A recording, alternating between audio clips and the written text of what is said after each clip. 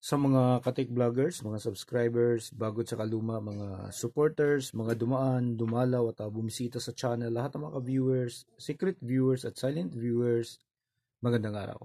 So ito, na ikabit na natin yung rubber surround ng speaker na ginawa natin, ano? Ayan siya. Pero nung nagdoble yung trabaho natin, nagiging doble dahil nung kinasa natin to, meron pa palang lukot doon sa ilalim ng nung spider niya. Kaya nung tinisting natin, medyo may sabit konti dito. Ayan. Kaya binaklas muna natin lahat. Binaklas natin uli. Pati ito. Tapos sinintro natin. Yun yung ginawa natin. Medyo dumoble. Pero, yun, kailangan talaga.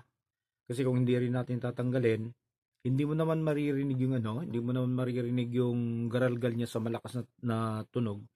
Pero kapag hininaan siya, nasa lower volume, lower level ng volume, maririnig mo yung sabit, yung garalgal ng konti na hindi maganda pakinggan.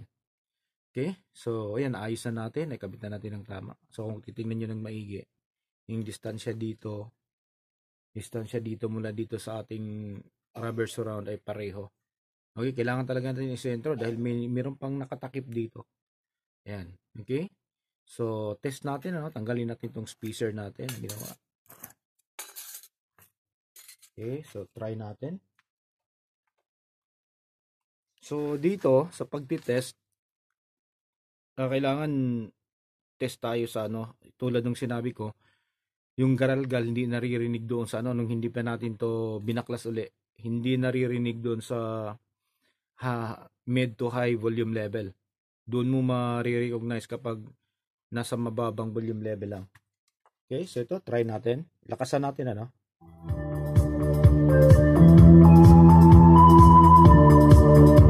Okay, so maayos naman siya. Wala siyang sabit sa malakas. Hinaan natin yung mahina lang talaga. Yung tamang-tamang marinig lang.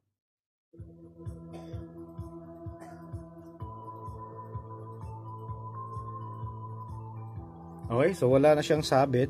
Maayos na yung kanyang tunog, So, ang gagawin natin dito, dahil maayos na siya tumunog, saka pa natin ibabalik to, yung kanyang dust cap. Ganyan natin. Kakabit natin siya dito. Okay? So, pagkatapos natin ikabit yan, titest na naman natin uli. Siguraduhin natin na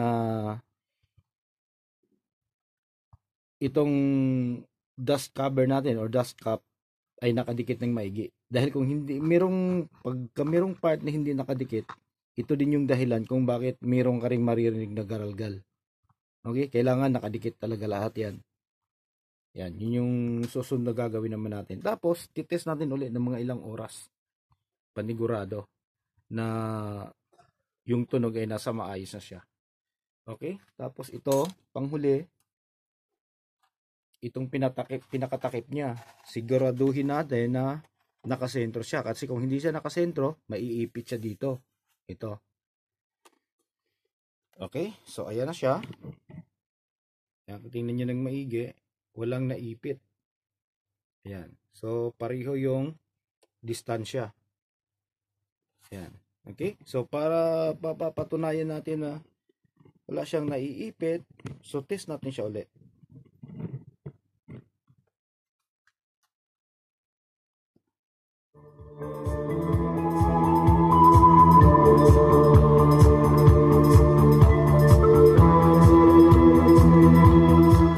Okay?